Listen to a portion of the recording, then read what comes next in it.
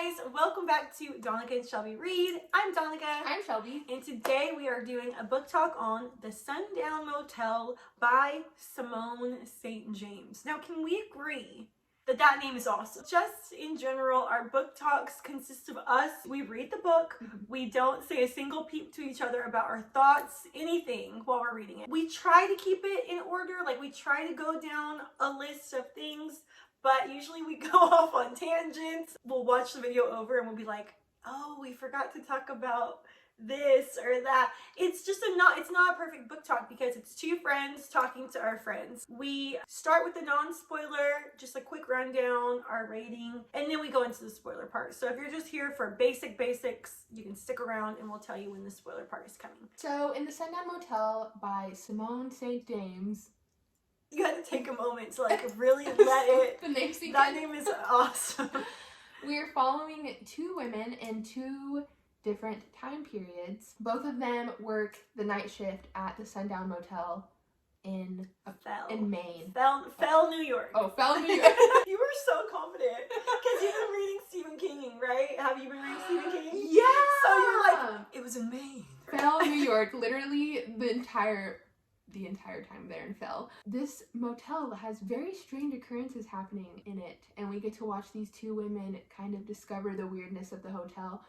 But there's something else happening in Fell. Specifically, around the time when the first woman is living in it, there is a series of murders, and she wants to get to the bottom of it, and what she finds truly disturbs her. And also changes the course of her life forever because she goes missing. Yeah, she does. I forgot about that. So she goes missing, and then we have Vivian, who is in the 1980s working. Then we have her niece Carly, who's here 30 years into more of the present day in 2017, which I have to say, how random of a year was that? 2017. Because I mean, it was published this year, 2020, the book. So like, what a random 2017. It was just like, why that year?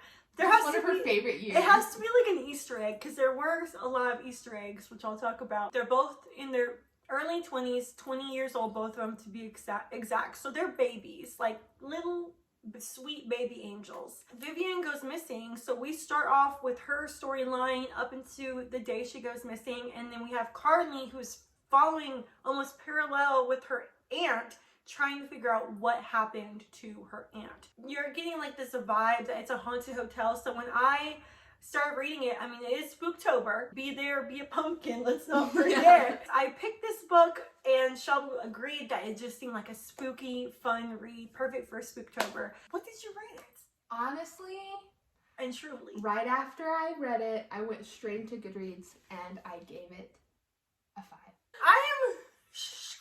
There is a chance that by the end of this, I could change it because we always do. Well, listen, I don't think we should stop doing that. Fair for enough. No particular Fair reason. enough. I agree. No, I agree. But I loved it. There were some things where I was like, this is not a perfect book, but it was so perfect for me. I loved it, and it hit like every single mark of mine. My like personal Shelby ranking, my personal Shelby starring. So that's why I got a 5 for me.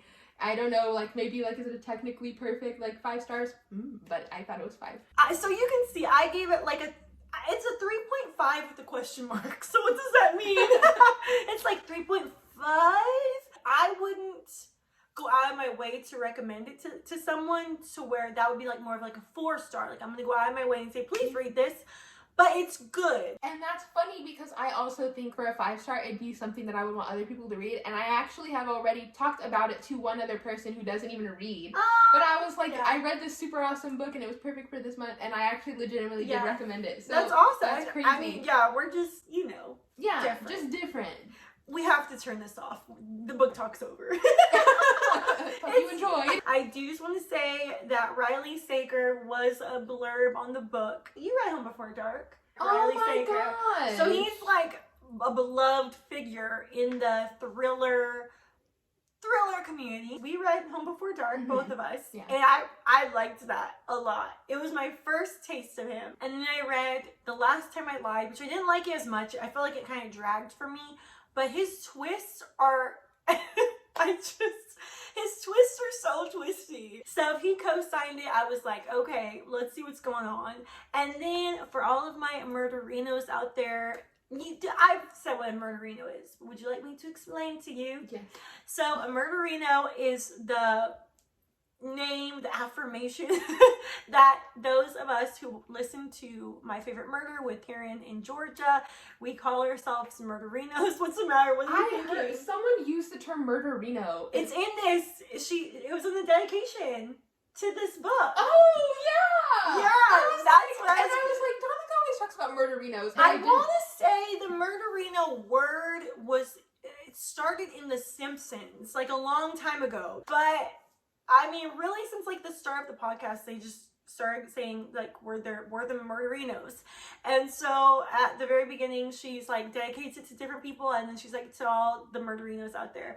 So yeah, that's what I saw. When I opened that, I'm like, Riley Sager co-signs. She's dedicating it to me personally. I'm here. Like, we're here. And Vivian and Carly are, in my opinion, definitely murderinos. As a murderino, we have a couple of things that like I've listened and they've taught me listening to Karen in Georgia, which is politeness.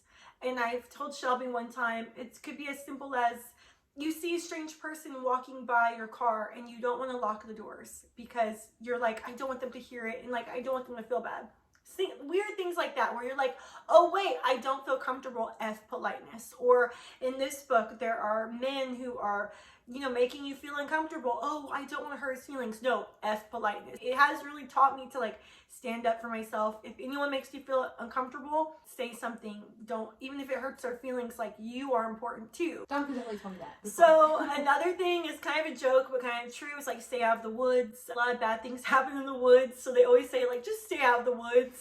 And then toxic masculinity ruins the party again was one thing that they said. And basically how toxic masculinity and how it ruins a lot of things. So as I'm reading this, I'm like, okay, is this like a murderino? There's a bunch of themes that I keep seeing. We'll get more into it as we go into the spoilers and like different things I saw. Not too many, but like definitely she left some Easter eggs for true crime people. But I feel like it was a lot of cliches, I guess you could say. But was it intentional? Any type of cliche you saw? I made some notes on that as well. I don't know if it was cliches. I think, well, maybe it was cliches. I think she was really trying to make points in the book. I think she wanted to make sure she got out everything she wanted to get out. True. What's that book? Oh, Mexican Gothic, where I was like, she was trying to make a point and yes. I couldn't wrap my head around it. Yeah. I feel like in this book, Simone St. James is like, I want to say this about crime and women, and you're going to figure out what it is. Something that I thought was really cool is that there's a mix of true crime, mystery, and supernatural. Yeah. I don't think it held back on either of those, so I think that was really, really cool. Before we get into the spoilers, did you think this was scary? Be honest. I read it at night twice, and it was never too scary to read it. Yeah, that was another creepy. thing that I was like thinking it was gonna be really creepy. But I also too don't really know what scares me. I have been scared while reading certain books, but like I don't know exactly what will scare me. Home Before Dark really scared me. It did, yes, that did scare me. The one particular scene, it was like 10 o'clock at night, and I just could feel something coming. So yeah, that had one scene where I was like, I think I'm gonna give it up for tonight. That's really it for the non-spoiler. We're gonna go ahead and just start rambling about other stuff. Yeah. And when we go into the other stuff, we do not hold back. We talk about every single detail usually. Every single spoiler. Let no spoiler be left unsaid. Now let's jump into the spoilers. First things first. This was a quote, and I just want to talk about it with Donica's quote gems. Oh yeah. This is just interesting knowing what happened to Vivian. But before we know what happened, just to think about this, when you think Vivian was gone and no one knew or cared for days. So this, on the first page, it said, the person who could truly be alone in the company of no one but oneself and one's own thoughts. That person was stronger than anyone else. More ready, more prepared. Sorry, I did not know what that word was. It's okay that you're building the suspense. I'm just wondering what your thoughts are on that. Because, like, let's say Vivian it was really sad because Vivian was truly all by herself. No family, no friends. Do you think being able to be truly alone, to have no one to call on, like, does that make you stronger? I think that was just a theme of the book in general, which that's probably good that you highlighted that, because I remember when I heard that she just left her family and was going to New York by herself. To me, that's very, very scary. And it's you like could not relate to it's that feeling of like, if something happens, you have no one to call. I would always think like, man, she's just sitting there alone in the office and anybody could go in and do anything. But like, that's the theme of the book. It does make her strong in one way, but then weak in the fact that if something happens to you, who has your back? I thought she was very bold for that. I guess it is strong in Vivian's case because she really just wanted to be out. Like, she just wanted to get out, and so she just did it. Yeah. Back in the 80s, because like I had to keep thinking, this is the 80s. How else would you go about things? You can't go to Google and research the best cities. It's like, no, you kind of just like, I have a dream, let's do it. But yeah, I just thought that was interesting because I was like, I agree with that, but I don't. I'm very antisocial. I'm a loner. And I was like, there is strength in that, but also like a deep sadness, and there is weakness too, because unfortunately we do need people to survive. How it pertains to the book, I was like, yeah, it did make Vivian strong, but also she really wasn't alone. We thought for the whole time, this poor woman, no one missed her, no one cared, but she wasn't alone. She had two friends that just in that quick amount of time had her back. Two women had her back and never once told her secret. I think the main thing is like a woman alone. How much safer I felt just for Vivian, like once I knew that she had two people to call on. Or like even in the present day with Carly, like once I figured out she had Nick there and it was just another human to have her back. And I guess that's the point of the book, that it's like, think of how unsafe you feel when you know that Vivian's alone. It's true. I mean, there's different types of horror. There was ghosts, sure, but there are scary parts. I mean, when she was trying to save Tracy, I was terrified for her. Different types of horror. My mom looking in the window. But yeah, so I mean, it just goes to show horror, and especially real horror, that's a real scary thing. A woman out by herself, no means of protection, that's real life horror. There was a lot of Easter eggs, so let me tell you one and then we'll go back into. Okay, so there is this woman, she is a true crime writer. Her name is Michelle McNamara.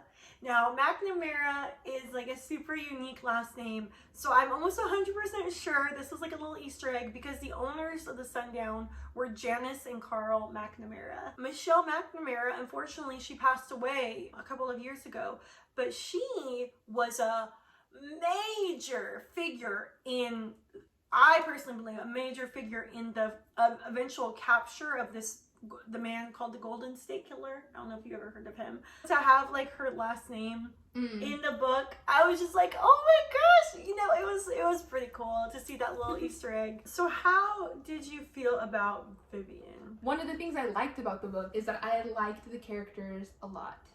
At first, man, the characters annoyed me, but then they really grew on me. And I've had this problem with books this year, or like books that I've read in the past, I guess. I feel like the author does not make me care about the characters. Like sometimes I care less about them or their outcome or like what's gonna happen to them. I'm like, I really don't care, and then that makes the book really boring. But I really wanted to know what was going to happen with Carly and Vivian. I was very concerned. Yeah, I just wanted to know what was going to happen. Vivian, I was very scared for her, like we were talking about, when she started like obsessing. And at first I was really scared because I was like, what? This is like a psychological thriller, and she's the one. Oh, I've messed you up with some of I was like, what if she obsesses? She's the one doing it. That's so funny that you say, I thought this. I thought Heather was a ghost. I thought Heather was going to be a ghost. I thought Nick was going to be a ghost. Yeah. So let me tell you what, this would have been an automatic 4-star if Heather or Nick had been a ghost. I already knew if he was a ghost, I was going to have some sort of little tantrum. A Spooktober tantrum. Yes, a good old-fashioned Spooktober tantrum. Get really spooky. I'm glad that he wasn't. But Heather was Carly's roommate, right? Yes. Heather. I have something to say about Heather and Carly, but for while we're talking about Vivian, I don't really have anything to say other than in a few books that we've read in previous months, I've been like, man, I wish this female character just like went for it. But then I was like, but the reality is, you know, that might not have happened because of such and such. But Vivian just straight went for it, and I was very happy, but also I was very scared.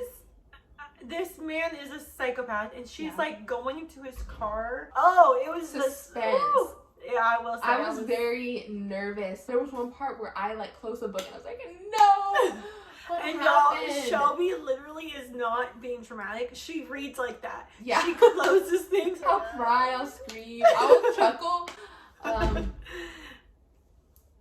Vivian, when she started following that salesman, it was getting extremely suspenseful, very anxiety-inducing. It's like good cop, bad cop. Every time you say something good, I'm like, but how about good? this? Yeah, that's good. No, because I did like it. I'm so mad that it was just the salesman the whole time. I mean, that did make it more suspenseful because she's hunting the hunter. It was assumed from the beginning it was him. Yeah.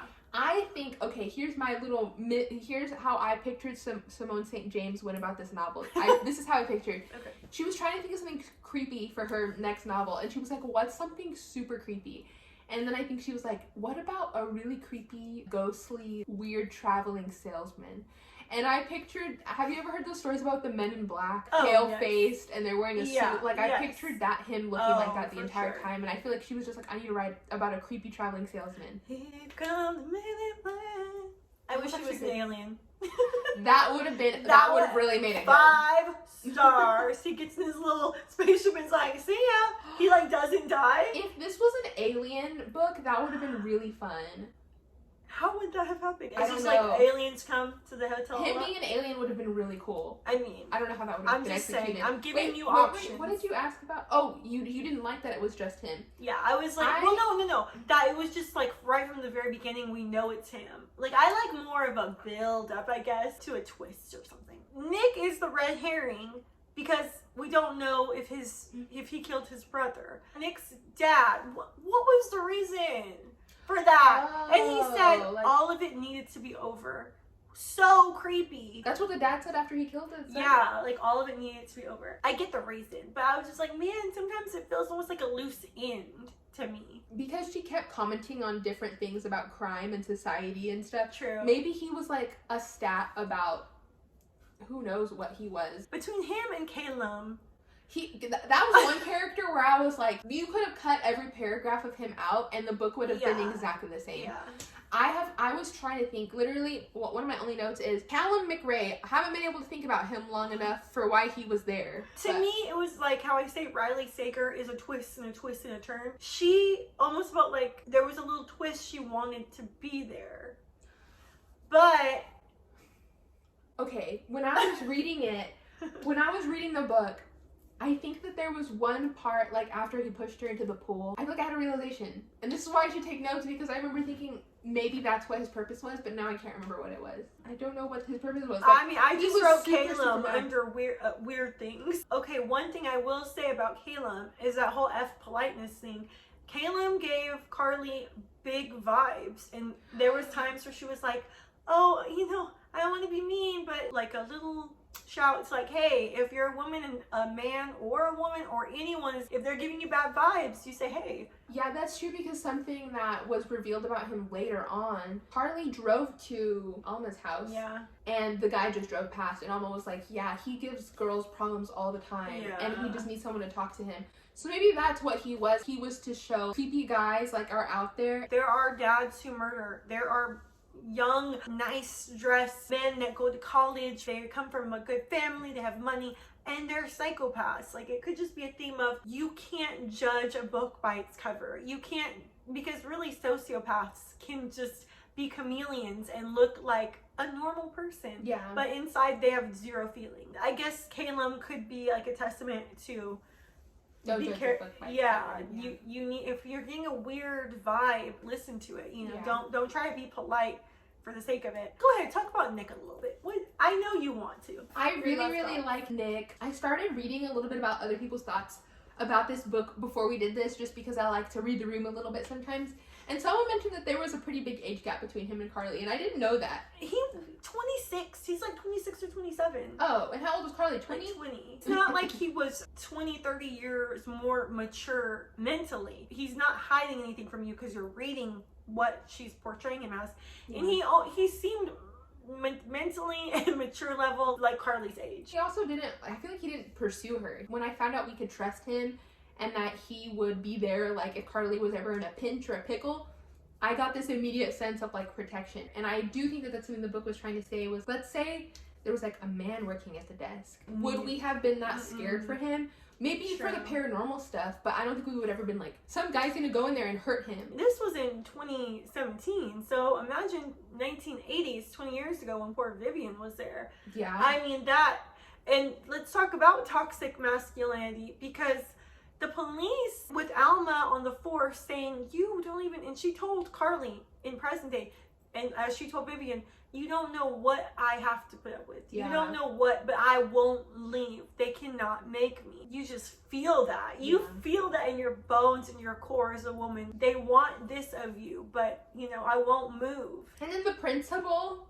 like, the principal was another man in the story who just dropped the ball big time. And, like, when it all comes together, I liked that, because I like loose ends tied up, even tiny ones. So in the end, when they're looking at like a blog or something, and they were like, did you know that years later the principal called the mom and was like, hey, I got a call, I have to tell you. So I like loose ends like that, because you feel that guilt and you know it's there. What about Heather? To me, I liked her because she was aware of her mental health. I appreciate a character who's like, I'm not okay and I need to take a step back. I need to go back. I need to go home to my parents because I'm not doing okay. And that's okay. Now that you say that, she was very concerned, and she knew her boundaries, and she was clearly like, yeah, this is where I start getting obsessive and it starts really upsetting me. Yes. And then she was like, I have to take a break. And she was like, I have to go see my family because I'm not doing okay. And I remember when I told you that I started reading it, I was like, I don't like it because the characters are trying so hard to be weird. Yeah.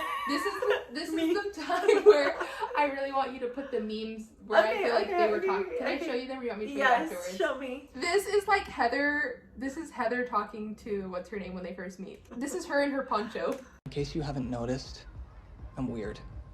I'm a weirdo. I don't fit in, and I don't want to fit in. Have you ever seen me without this stupid hat on? That's weird. That is literally Heather. And then I am dying. And then in reaction, this is what what's her name says. I'm like Cordelia. I'm like silly. I'm like Cordelia. I'm like silly. Shut the. That's me. I feel like that's what their conversation was. So bad. The characters will just blatantly say like, I'm just a weirdo like that. That's how you know I'm a dork. This was very geeky of me at that moment. Some teenage books where there's like tweens or 20-somethings. Sometimes, I told you, I don't like the dialogue. And I feel like this novel did a pretty good job. The dialogue was pretty accurate, and I felt like it never got in the way. The first 100 or so pages is how long it took for me to like get them straight in my head, because they are so parallel. Like Carly and Vivian, like I got them confused. Like sometimes one time, I thought I was reading Carly when I was reading Vivian. And I was like, wait, which one? You have to like tell yourself, okay, wait, Carly is with Nick. There was a few lines where I just cringed, and I was like, why? Any line where one of the characters said they were nerdy, a dork, that kind of person. I don't know what that was all about. But one line that really made me cringe, it was at the very end, and I think Carly and Nick were having like lunch at IHOP or something. It wasn't IHOP. It was like a diner. Or wherever. It was a quirky diner. Yeah. Well, it was Quirky's. Nick said something, and it made Carly like blush, and she said to him, you just earned yourself another date, mister. And I was like, ew. Silly. I'm like, silly. She's like, you just earned yourself another date, mister. Some things are corny. That's why I can't believe you gave it 5 stars. Corny, yeah, that was a corny thing.